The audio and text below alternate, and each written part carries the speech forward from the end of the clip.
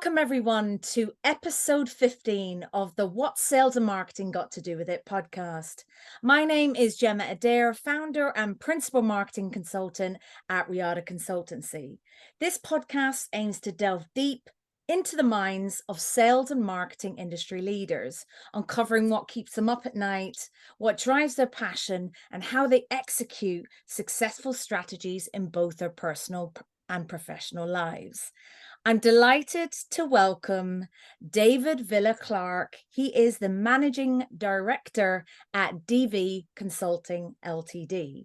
Great to have you, David. Right. Yeah, listen, Gemma, thanks so much for inviting me on. I can't believe I'm one of your guests. So yeah, really excited to get into this. You're excited. I'm really excited. So it's an absolute pleasure, David, to have you on. And Thank you. you're just gonna, can't wait to let everyone hear your story, your background, and so on. But enough about me and enough about me talking. Please introduce who you are and what you do. Well, I do many things, as you know, Gemma. I'm managing director of Think DV Consulting Limited, and I consult with organisations and charities on their strategies, whether that's via diversity or building a better business. And I've had this business now for about 7 years and run it alongside other bits and pieces that I do. But it's fun because, like yourself, you get to meet different people, understand different challenges, and for me, it's always about getting the right result for them. So that's my main thing. I'm also the CEO of an organisation called the Aleto Foundation, and I have been in that position for 4 years. A really interesting organisation that we help young people from underserved communities navigate their leadership journey and help them get into the world of work doing what they want to do, not what they're told they should be doing. So for me, that's truly joyful when you start to see the fruition of the work that you've been doing, and already seen some great results over the past 4 years that I've been involved. I also run two charities. I founded one in Botswana called Project Volunteer. That's 2006, so it's kind of 17 years now. And we work with over 500 orphans through SOS Children's Villages. I take people out once a year and we do a holiday camp for the kids. We do arts and crafts, sports, dancing, anything, put on movies, and it really is great. So you and some of your listeners should come if they want to as well. Recently got involved with another charity out in Kenya on female menstrual poverty. It's a school in a place called Kilifi, which is just outside Mombasa. But what's really interesting about that is it doesn't actually take a lot of money to keep girls in school. And when you've got areas of the world where women are treated as second-class citizens, whatever I can do to help uplift, I'll certainly do that. I've been doing that a couple of years now, and really proud of that. I'm also a trustee on PACT, Parents and Children Together. And PACT is a really interesting charity because it's about adoption and about supporting women at risk as well. So for me, being able to lend my business development, sales skills, strategy skills to that organisation, I think is certainly well-warranted use of my time. And finally, I'm a football referee. So at the weekends, I can be found my whistle on the pitch, hopefully not showing too many yellow and red cards, but that allows me my weekend to kind of get out there and enjoy myself. Married and got two boys. Brilliant. I was actually going to ask you at the start of the podcast, football or rugby, but I think it leans towards the football side of things. We'll touch on the charities in more detail within the podcast, but when and where did your sales journey begin? I know you've been in financial services now for over 25 years, so take us back. Yeah, I think I left school. I stayed at sixth form for 5 days and then realised it wasn't for me. So I went to college. Yeah. And did a BTEC National in Business and Finance. And as soon as that was over, I got into the financial services industry. Primarily, first of all, in insurance, which is a really boring job, tick and turn. But it was the gateway to be able to understand how large corporates work. And whilst I've had a fair share of challenges, it has been good to me, has been good, kind to me. One of the things I forgot to add, also run my own financial advice practice as well. But I remember the first sales job that I actually had, and that's giving something direct to a customer from the company that I worked for was working for a company called NNP Building Society. So they were based in Bradford. They had a little bumblebee as their logo. They got acquired by Abbey National, as it was, and Oh, yeah. later Santander. So I must have been about 23, 24 doing that job. And it was great. It was good fun. It was good fun. Awesome. You mentioned there you faced a few challenges in your kind of sales career. Tell us a bit more about that. Um, Listen, like in financial services, I'm just being candid, right? When you get to a certain level, there are not many people that look like me, right? So Mm. therefore, you are in a position where you're noticed, and I like to always be noticed for doing things good, right? So I know that I am the only one in the room, so therefore I make sure that I go above and beyond. But still, you find yourself in some rooms, irrespective of what you've done, where you get casual racism. Let's Mm. call it casual Mm. racism, where people tell jokes that they expect to find funny Yeah. until you show up or speak up. And I would say for the first part of my career, I probably didn't speak up enough. Just fearful of losing out, really, being passed over for promotion, which obviously that happened as well. But just very, very fearful. And I must say I've had many more good times than I have had bad. I've had two or three horrific situations in the world of work, but that hasn't held me back. It's just allowed me to think, let me show them. Awesome. And we'll come on to we'll explore that a bit more in detail later on.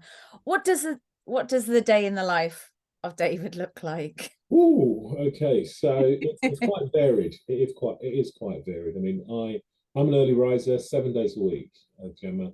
I'm probably out of bed no later than 5:30. That's Monday through to Sunday. And my wife will tell you 25 years, she's only woken up once and found me in bed, and that's because I was ill Oh, wow. in 25 years.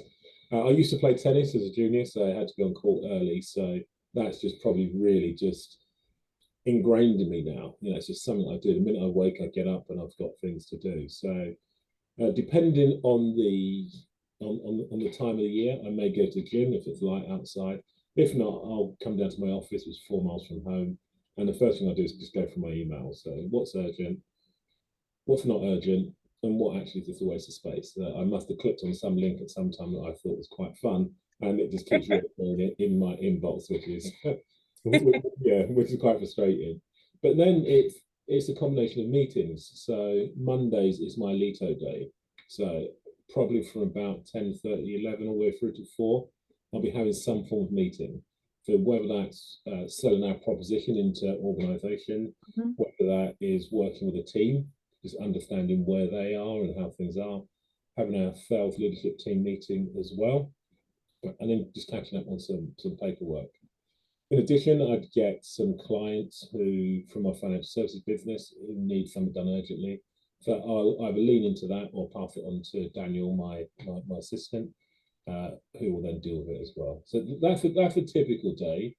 I'd say on the days when I'm consulting, it is literally all in because you paid a day rate, you paid a day rate, so you have to support the organisation that's supporting you.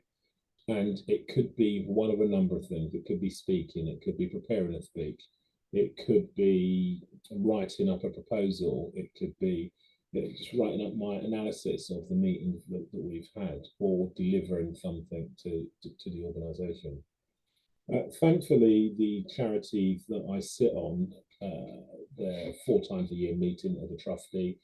The charity that I founded, I've got some really good people that run that now, and I kind of take a step back and just dip in and out, making sure that things are running well. Perfect. There's a few things I want to ask a bit later on, and I think Okay. you've mentioned quite a few things there about, we're gonna explore like just managing time. Yeah. Um, but just firstly, what do you do in the gym, just out of interest? What are you, weights? Are you cardio? Are you a bit of both? A bit of both. Anything to kind of keep the old bones moving. It certainly is worthwhile doing. I suppose earlier in the year when it was summer, I'd be doing more on the weights. As it's winter now, I'll go a little bit later, and I'll do a little bit of cardio. Then definitely sauna and steam. Perfect. Perfect. Going back to sales for a minute, is there an area of sales that you like the most? and why? Oh yeah, it's people to people, right? This is a people to people business, and even if you're doing B2C, it revolves around people. And I am curious. Some people may sound nosy, but I'm absolutely curious. I want to understand what makes you tick, how things work, what problems you have, and how I can solve them.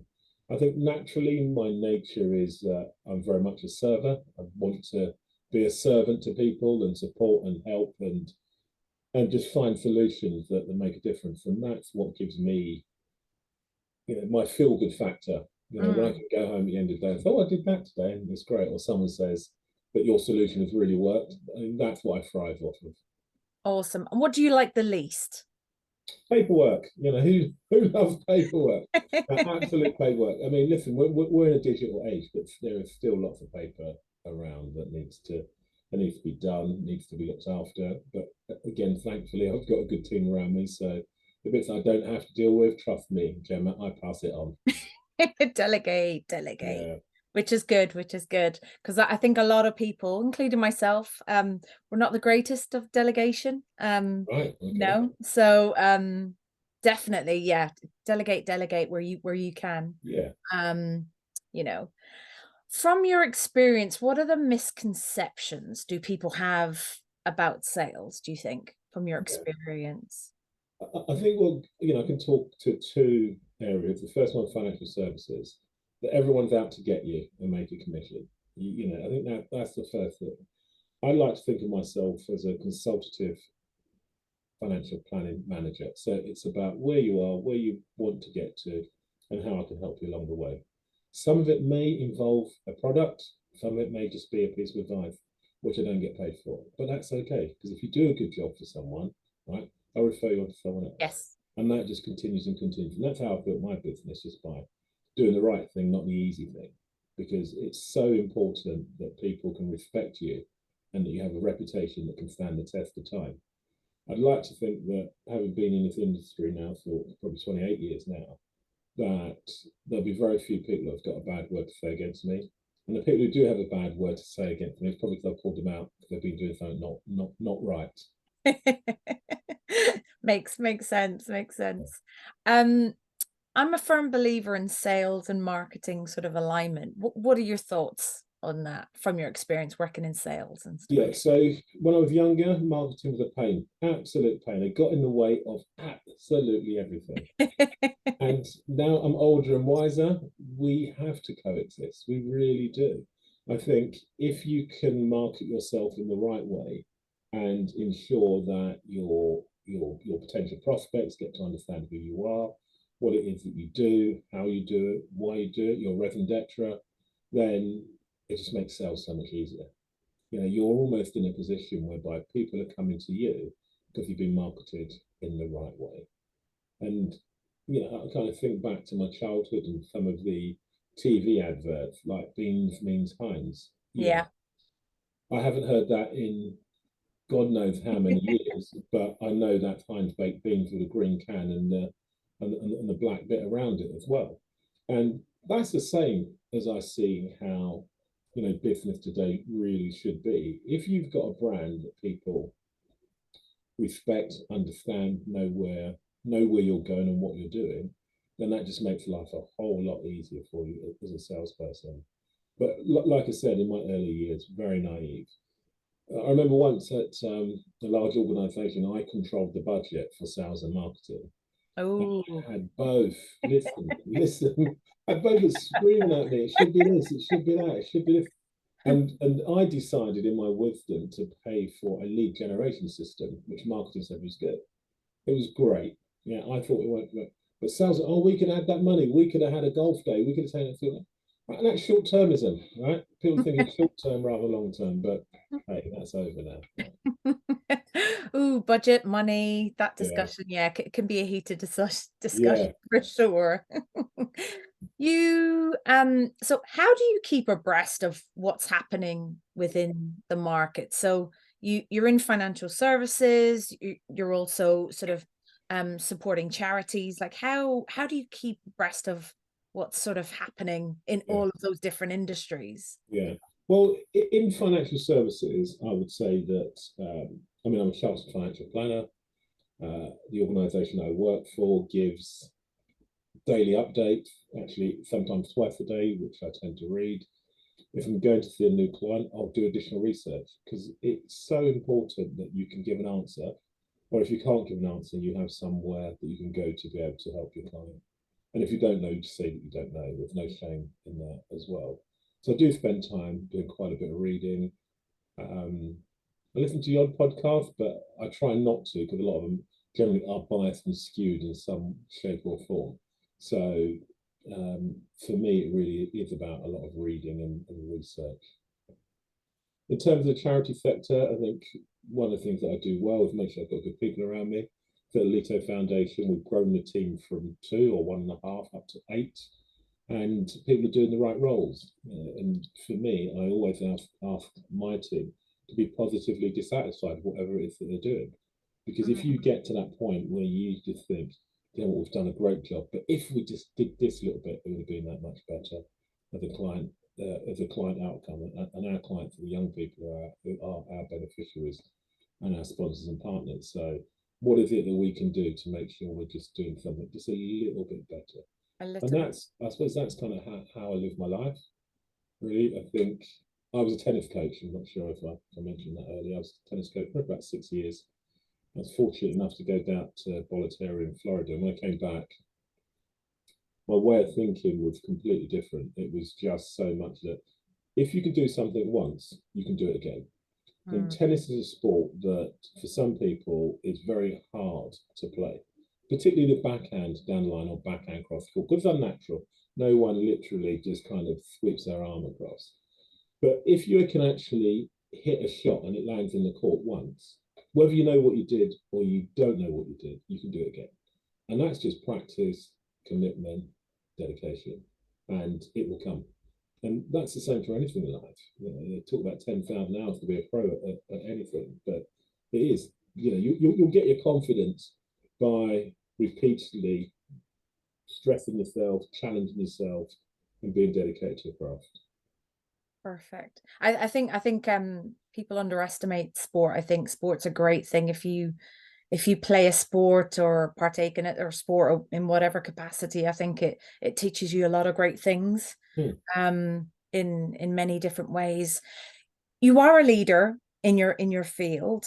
How how do you lead in that respect, or tips around that? Like, what's your take on that? The other thing is about how do you get the best out of the people that you work with? Yeah, so I think it's the same answer for both, really, and it's about understanding people's emotional quotient, just where they are on the spectrum. Some people come to work because they've got to pay their bills, right? Mm. Some people come to work because they want something to do and to have a sense of purpose. And some people come to work because they're really ambitious and just kind of want to go higher and higher up the chain or find what really works for them. So for me, it's about tapping into what people really want to do with their lives and how do they want to do it. And once you can understand that, it's then very easy to motivate and then manage, right? Not manage and motivate, motivate first and then manage. Because if someone's actually motivated to do their job to the best of their ability, the management side is very little. Yeah, the tweaks that you actually have to do are very, very little. If you try to manage in one particular style, you know, 10 different people who are all different people who've got different needs, different wants, it then actually becomes a real nightmare. So you hear about managers who are stressed out, yeah, Yeah. who go home and they're complaining about X, Y, Z. Yeah, don't get me wrong, there's days when I do complain, but I'd like to think that I have the measure of my people that I work with, and also my clients. So I spend a great deal of time getting to know people and what floats their boat. What is it that's going to keep them up at night? What are they scared of? What do they want to achieve? And actually, how can I help you do that?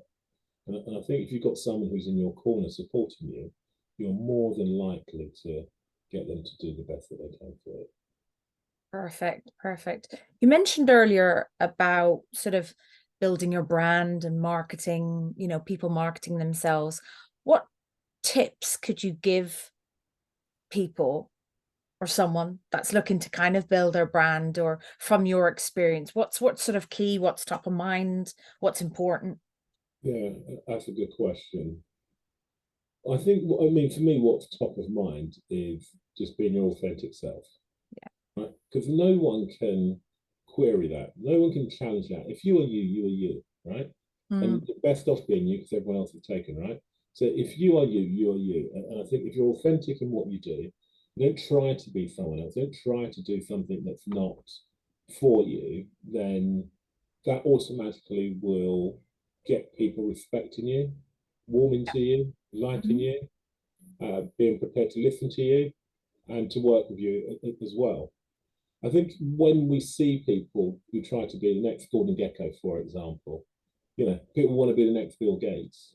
Bill Gates is already taken, right? Be someone else, right? Go out there and do the best that you can with what you've got and seek some support and help. And, I think for some people, it's very difficult to ask for help. They, Yeah, they almost see it as a failure in asking for help, with actually it's a blessing, because we're all we're learning every step of the way. I often say to young people whenever I'm doing a program, I've got a Samsung Galaxy S9 and they're on the S21, right? The reason why I haven't moved any further is because that's what I know. Now, yeah, I could have gone up to 10, 11, 12, 13, but I know that I don't know how to do this, do that. I know there's three cameras, but yeah.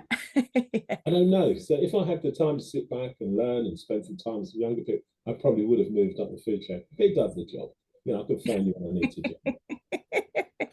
You prioritize what you need to prioritize and Exactly. what sort of suits you. Yeah. Um, Out of curiosity, with the charities that you're involved in, what made you sort of get involved with those particular charities? I know Ooh. you founded some of those as well. So what's behind that? Yeah, tell us more about that. Um, well, I lost a sister to leukemia when she was 15 and I was 13. Challenging time, still is a challenging time, every day when you think that, we all think we're kind of immortal, particularly when you're a child. You don't expect children to You die or do, yeah. to be burying children. And for me, I kind of went silent for a long time, actually. Carried a lot of pain because back then there wasn't the level of family support counselling that was probably required for our family. And for me, it was, yeah, I just put my head down and just got on with it, just got on with it without actually really healing. And Mm, there's a lot of talk around the word trauma. I don't want to think I was traumatized, but probably if I was diagnosed now, they may say that. But I think I was 21, 22 before I first told someone that I had a sister that had died. So people say, have you got any brothers and sisters? Yeah, I've got three brothers. And leave it at that. Because it was just too painful. And mm, then when I told her, I literally burst out into tears for probably a good hour, hour and a half, so there were no tears left. And I'd had a pain in my chest actually for quite some time. And it had disappeared overnight. Literally, it had disappeared. It was almost as though that angst and pain was there, keeping me, I don't know if grounded is the word to think of, but just making me think, don't forget about your sister. So I would never acknowledge that. And then as time kind of moved on, I always wanted to do something more. So I did quite a few charity bike rides, London, Brighton, did a couple of marathons, all for leukemia research, and found myself actually getting quite angry, Gemma, in that there's no cure for cancer at the moment in time. We keep getting close, keep getting close, keep mm, getting mm. close. But that's 42 years ago. It's 42 years ago, so it's quite hard. And then by chance, I think in my early 30s, I had the opportunity to go to Ghana and help Bishop at church and do some fundraising, and it wasn't right. The way in which it was set up just was not right. So I thought, you know what, let me just do something myself. Okay. I founded Project Volunteer uh, with a good friend of mine who's on the committee, Earl Talbot, who I think you know. And what was great about Earl was that Earl said no first off, and what was great was that he said, no, the structure's not set up, you haven't done this, you haven't done that, get it right. And that forced me to start to apply business logic alongside my sporting accomplishments to setting up the charity. So thinking about actually how do we win at this? Now, what's the work that's required to make us win at this? And I'm a working class boy who's grown up in East London. I would never have thought I'd got on a plane to go to Botswana. I didn't even know where it was at the time. By myself, step into a village and just say, look, I want to work with you guys. And I was only going to do it for 5 years, and 17 years on, I'm still here. So Amazing. for me, that sense of giving back is a blessing, in that I know that I've been blessed by doing it. I've learned so much from the people that have either come on trips or supported me.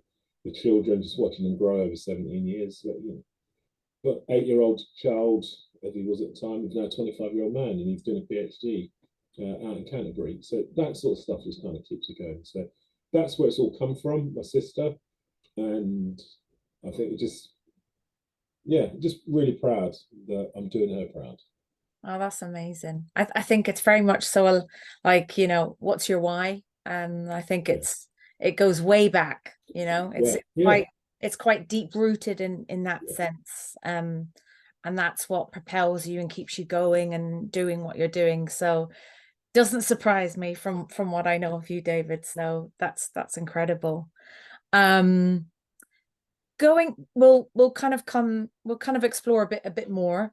But if a young person came to you and sort of wanted some advice in getting into sales, or perhaps financial services in terms of sort of helping people with their financial situation, that whole kind of financial education piece, what advice would you give them?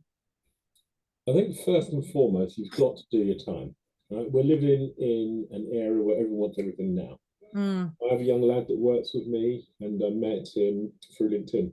He was looking to have some mentoring a couple of years ago during the pandemic. And I said, I can't pay you much because I wasn't earning much at the time, but come along and we'll see where we can go. He then said he wanted to be an advisor, and spent time with him, developing him, working with him, helping him identify the key areas that he wanted to work within, but also identifying where mistakes had been made. And actually understanding that it's an honor and a privilege to look after someone's money and financial well-being. But mm, if you don't have the right mindset to do that, you shouldn't be doing it. If you're going into it for the money, you shouldn't be doing it. If you do it right, the money will come, right? You don't need to worry about that. It will come. But if you're going in it just to make money, oftentimes you see many of these people come in, they fail, and they go out and do things the wrong way. So for me, I think the first question I would have, I know, is why do you want to do this? mm, What's it going to give you? What does the long-term future look like? And you know what? It's okay that they don't know, but they just need to go away and research and then come back. Yeah, because I'm kind of a little bit old school, right? A lot of young people have seen that who've been on our programs when they get them doing press ups because they're late and stuff. Yeah, listen, it's fun. It's not as bad as it sounds, but it's about respecting my time and I respect yours. Yeah, yes. and you Yeah. need all of these skills when you're looking after people's money.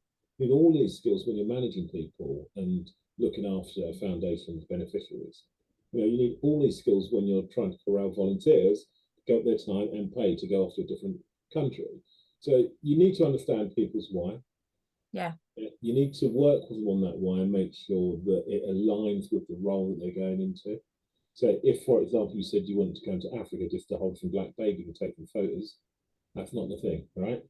If you say Mm, you want to go because you want to make a difference, you want to give back, you've had some challenges in your life that make you feel how privileged you are, and that you know that you can do something that's different, right? yeah. So, Yeah.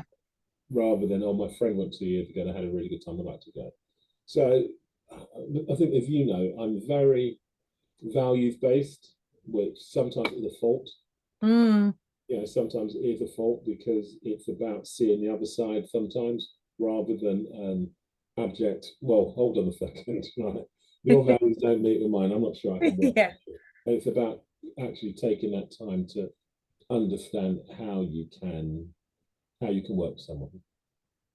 I think that makes a lot of sense. I think, and a lot of things to what you said just resonate with me, just in terms of, like, why do you want to be on a board? Why do you want to be a Hmm. trustee? Like, it's not just a tick kind of, oh, Yeah, a board kind of exercise. It's not like that at all. I no, think you shouldn't sign up to be a board trustee or anything like that if you're not going to put the work in, the time, yeah, and have that why behind what you're doing. So yeah, it's so important. Yeah. yeah. But I completely agree, because all of the boards that I'm on as a trustee or charities that I run, all to do with young people, Mm. right? So that's my specialism, right? I don't go outside and sit on the financial services board. I could do, but that's not my passion.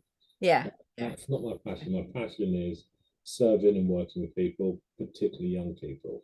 So I think that helps if you know, as you said earlier, if you know your why Yeah, and you're exactly. passionate about it, it does make it a lot easier.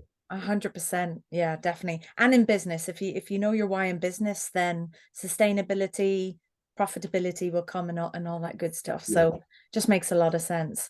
Work-life balance. So question actually, does your family kind of understand what you do and the roles you play and the charities that you impact? Like, yeah. Yeah, it's really interesting because people say to me, "Oh, you do all that work.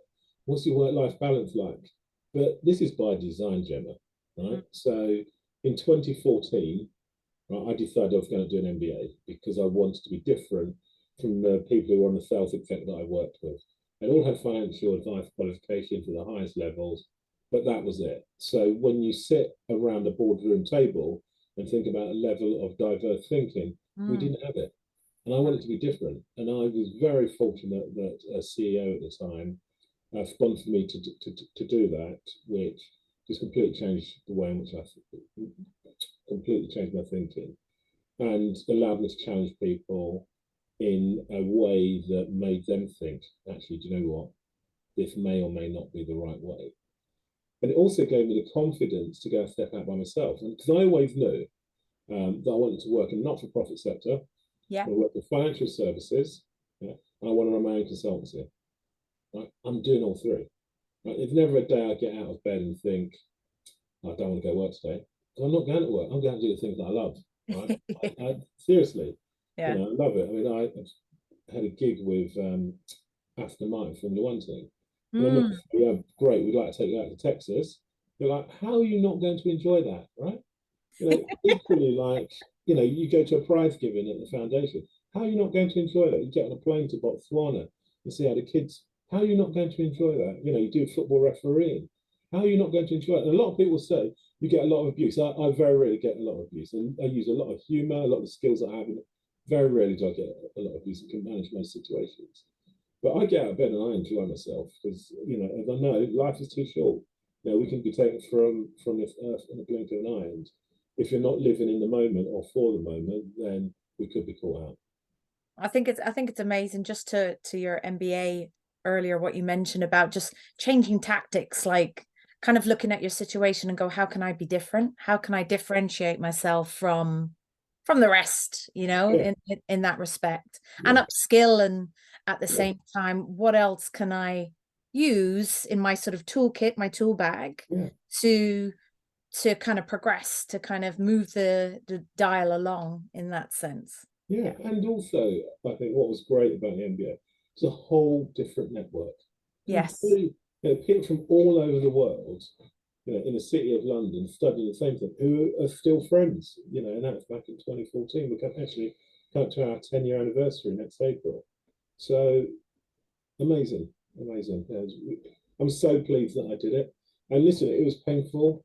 And going into my financial planning business by myself, just as COVID hit, was very painful. So going from Mm. a very nice salary in the city to actually having no money, being in debt, earning 500 quid in a month, very, very painful.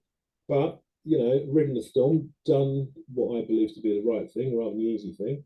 And here I am, 4 years on and thriving, really, really happy. Brilliant.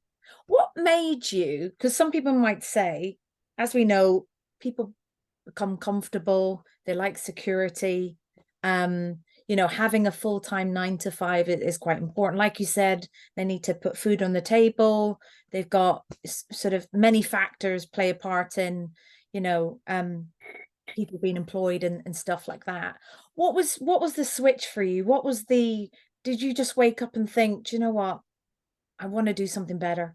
I want to. Um, I mean, I didn't go to university, so that was always something that was sticking at me. Okay. It was always in the back of my mind. We didn't have money for me to go. That that was long and short of it. Mum and dad were divorced. Mum at home with two younger brothers. We didn't have money Yeah. to go. But it always stuck at me that I didn't go. So there was that, but also the fact that, I was fortunate enough that the CEO that I was working with at the time, he always said, if your son's got a football match, make sure you're on the touchline. If you've got to go to parents' evening, go to a parents' evening. Got to know that you'll make the time up. And that's what comes back to, as I was saying, about understanding the EQ of people that you work with, Yeah. because they'll do so much more for you. And for me, I think that once I got on the MBA, I was, to be honest, I was actually quite petrified, right? I was pretty petrified. I was the oldest man on the MBA. Most people were late 20s, early 30s. I was in my 40s. I was like, what am I doing here? But hey, I did it. I did it, and I learned from it, and I learned from it, and it just set me up for a really good life. I think even in the charity space, some of the things that I come up with are different to what our trustees would definitely come up with, because they've got different angles. So yeah, so from that, I think I've learned a lot, and I've put into practice the things that I've learned, and I've been successful with it. I don't think one strategy that I've written since I've done the MBA has failed. Not That's one. amazing. That's brilliant. Oh, that's awesome. We mentioned there about work-life balance. How do you manage sort of everything currently? What sort Yeah. of like, yeah, tell us more. Tell us more about that. I'm sure Yeah. people will be Yeah. like, give me some tips. Like, Well, I've got a 21-year-old and who's away at university. I've got a 16-year-old who's doing a sixth form. 21-year-old will have a pint with his dad when he's home. We can't catch up. 16-year-old, he's too cool for dad, right? However, this weekend we actually had a good weekend. My wife was away traveling, and we went out, we did football in the morning, came back, had a lunch, and then went off to watch Trevor Noah in the afternoon. So for me, it's about putting in special events that you can do together as a family that will make things just seem normal. I mean, I'm not.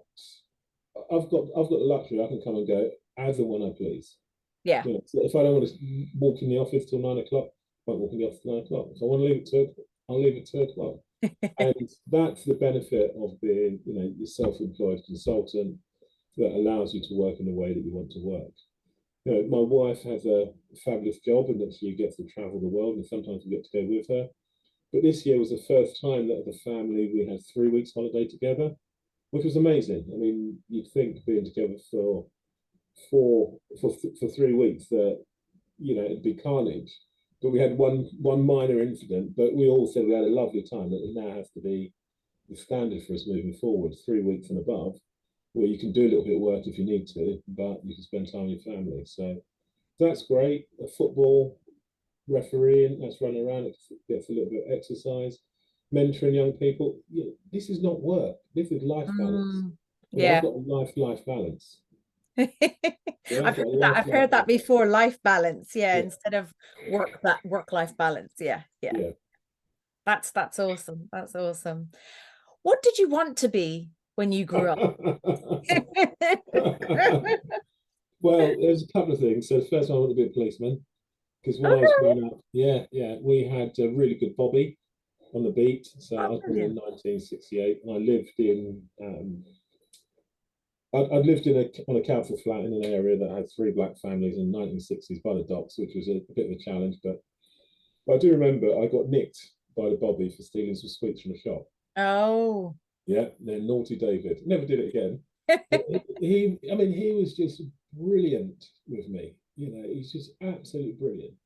And he talked about how your mum would feel, showing the family, and we just had a conversation. Yeah. Well, do you know what? Actually, when I grow up, I'd like to be like PC Alan Godfrey. I can even still remember his Oh, name. Alan God. Oh, Yeah, wow. PC Alan Godfrey. So that was one thing. But then I soon realised, nah, who wants that job? It's not all like that.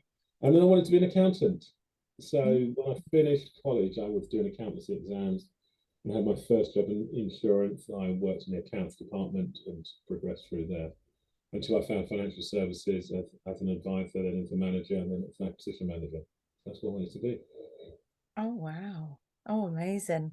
Good old Alan Godfrey. Yeah, I know. God rest his soul. Yeah, yeah. Oh, PC Alan bless. Godfrey. Yeah. Oh gosh. So policeman, accountant, right. A good mix. At least you knew what you wanted to be. Because some Yeah, people, they don't have a clue at, when they're younger. They just don't know Yeah, until later in life. yeah. Um, you've touched upon your passion. I think every day you live your passion. But I'm going to ask you again, what is your passion in life and what drives you? It, I suppose when I leave this earth, right, I'd like to be able to look down. I'm sure I'm going upstairs, right? I'd like to be able to look down and think that young people are in a better position for the work I've put in.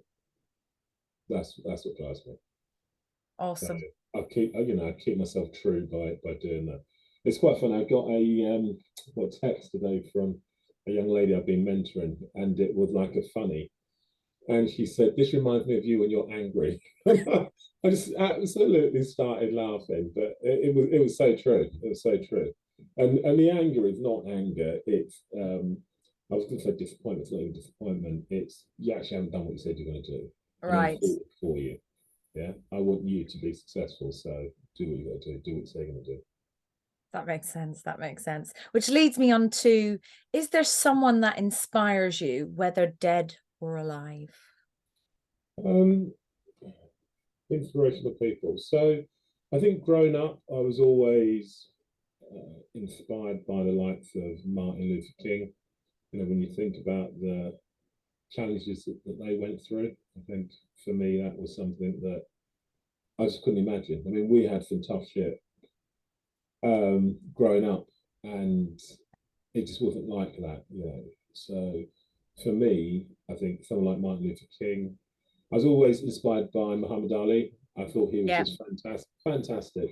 I remember staying up late at nights in the 70s, sat with my dad watching it on a small black and white TV. Yeah, and just to see what he's gone on to do has been really great.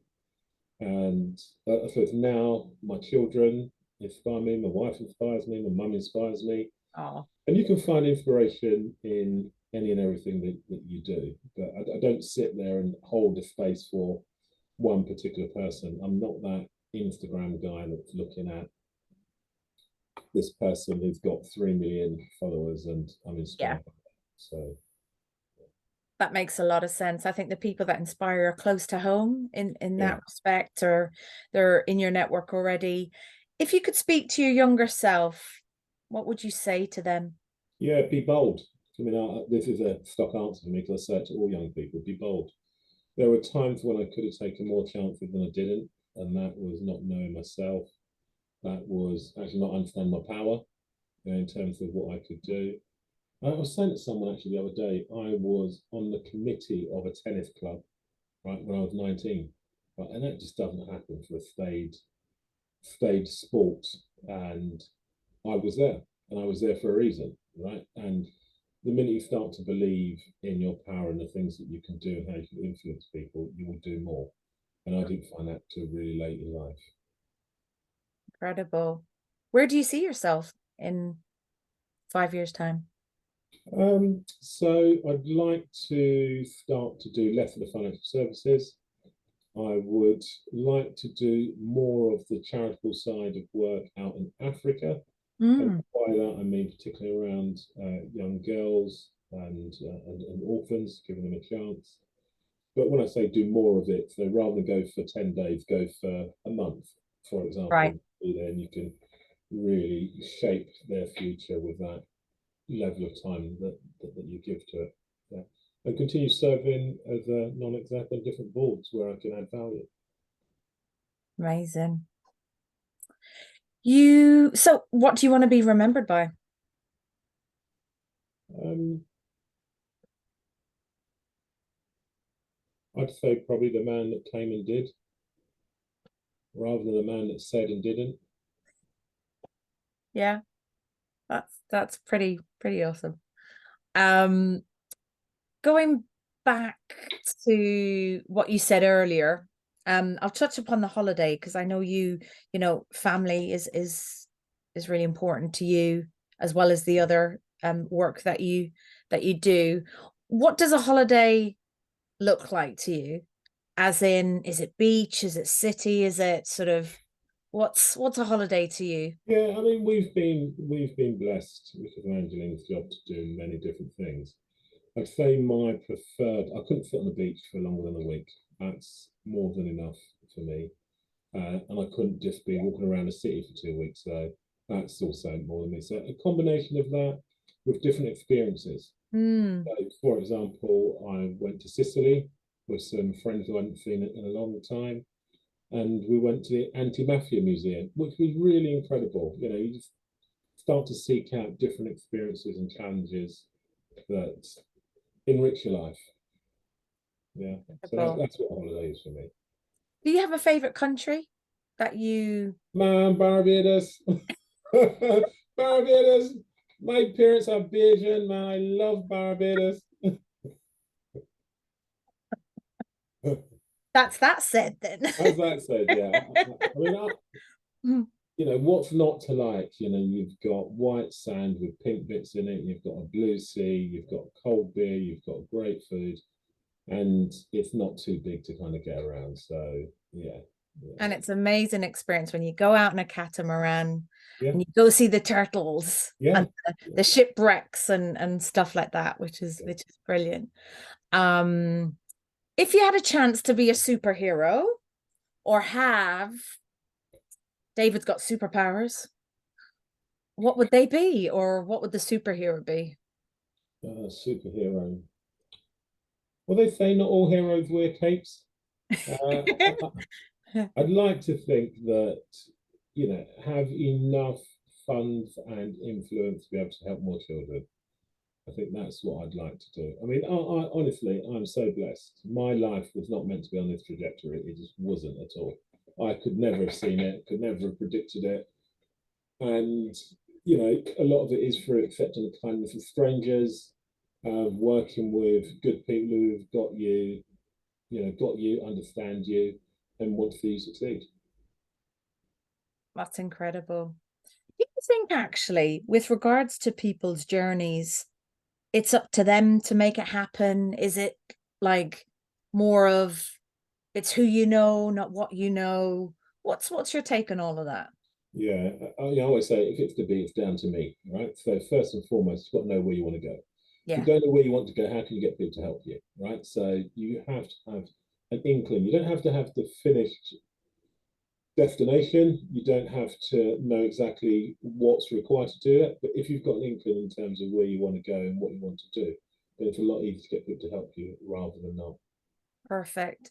And in terms of like resources, toolkits, things like that, some people read books or have favorite authors or whatnot. They might have podcasts. You mentioned earlier, yeah, you every now and again might listen into a podcast. But it's not your main sort of go-to. Yeah. Do you have a favorite genre of book or anything like that? Listen, I love crime. You do love crime. I do. I absolutely love crime. I love murder, and detectives solving it. I love just seeing how detectives play the role of just from a speck of blood, but 50 meters away from the body, just bringing someone in. So I like that. I love EastEnders. I can't lie. I've been watching EastEnders forever. So that's my guilty secret. And now it's out there. Yeah. David loves EastEnders. Oh gosh, and I bet you kind of have it on catch up and so on. Do you have it like 100%. Yeah. If I go away, come home, literally sit down, cup of tea, bang, let's see how quickly I can go through them.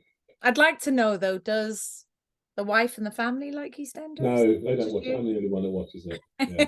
I'm So the they only true clear the friend in my room, family. Yeah. because Yeah. David wants to watch EastEnders. Perfect. If you had to ask the audience a question, what would that be?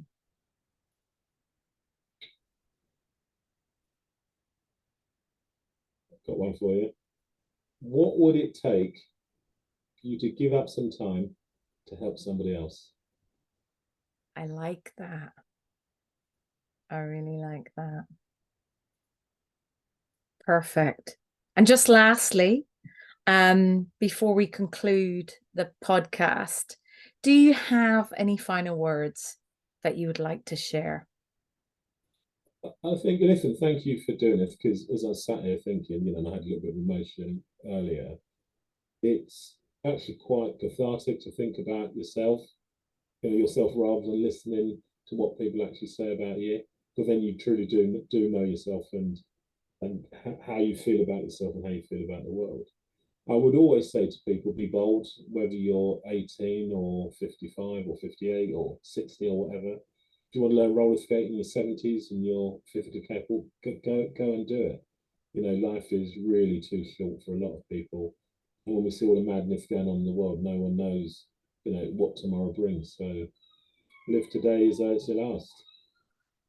That makes sense. But I just want to thank you, David, for being on this podcast, number 15 of podcast.